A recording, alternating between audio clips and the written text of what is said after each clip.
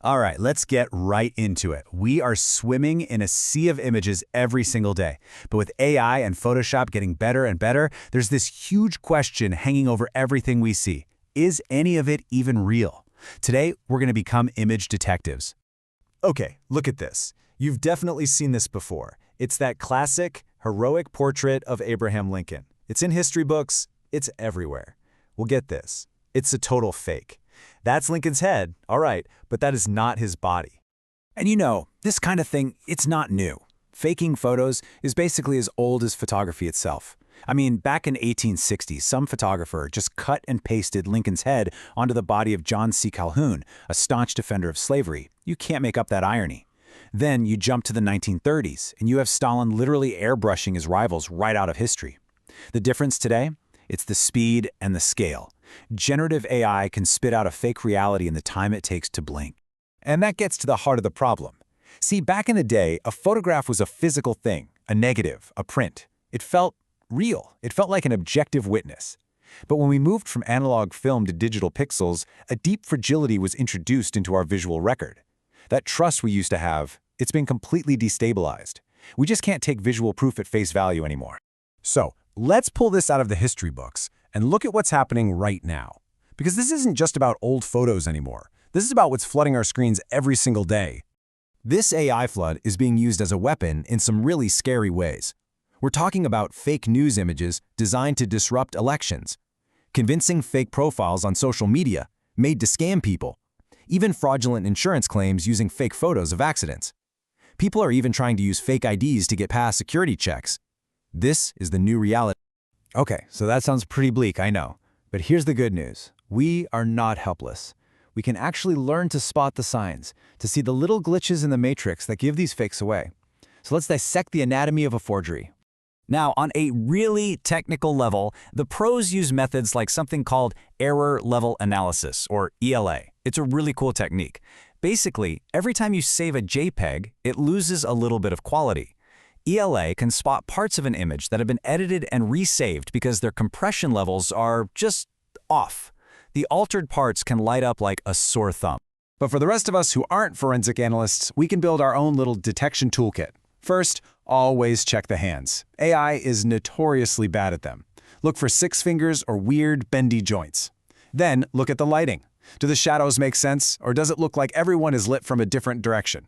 Check textures, too. Skin that's way too smooth is a big giveaway. And finally, zoom in on the eyes. AI often creates these dead eyes that just don't have the spark of life or realistic reflections in them. So, those tips are useful for sure, but they lead us to a pretty chilling question. The AI is learning. It's getting better at hands. It's figuring out lighting. So what happens when the fakes get so good that our own eyes just can't tell the difference anymore? What do we do then? Well, when the human eye is no longer enough, you have to bring in an expert system. And that brings us to the solution, a brand new, incredibly systematic approach called the Cesare protocol. And listen, this isn't just some app somebody cooked up. This was developed for the iVirtue Consortium by Keith Cesare, a legend in the world of image archiving. We're talking about over 40 years of forensic experience, honed at places like the legendary Bettman Archive and Corbis. This protocol is the culmination of a life spent protecting the integrity of our visual history. So at its core, the protocol is this incredibly thorough 10-point check, and it goes so far beyond just looking for weird fingers. It digs into the hidden metadata of the file, it analyzes compression and noise patterns, it looks for what are called temporal anachronisms, like finding an iPhone in a photo from 1920. It even checks if the reflections in someone's eyes match the scene around them. Let's just zoom in on one of these factors, because this is where it gets really brilliant. Biological non sequiturs. A non sequitur just means it doesn't follow. What this looks for is the perfect imperfection of real life. AI can make a face, but can it replicate the random pattern of skin pores or the tiny asymmetries that every human face has? It struggles with that natural randomness, and this protocol is designed to sniff that out. So the protocol runs through this whole exhaustive checklist. But what's the point of all that complex analysis if the result is just as confusing? How do you turn all that data into a simple, final verdict that anyone can actually use?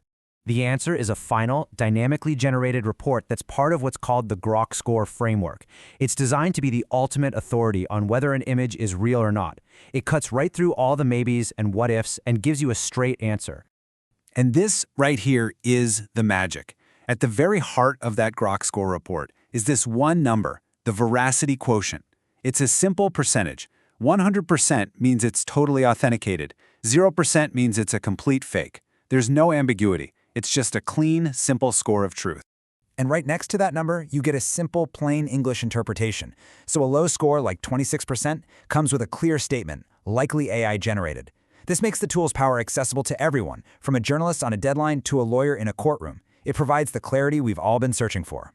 And that brings us all the way back to the biggest challenge of our time. As that line between the real and the fake just dissolves, we're going to need a new way to establish ground truth. Powerful systems like the Cesare protocol, well, they aren't just about spotting fakes. They're about creating a new foundation for us to agree on what's real. So the question we're left with isn't just, can we still believe what we see? It's, how will we ever agree on what is real again?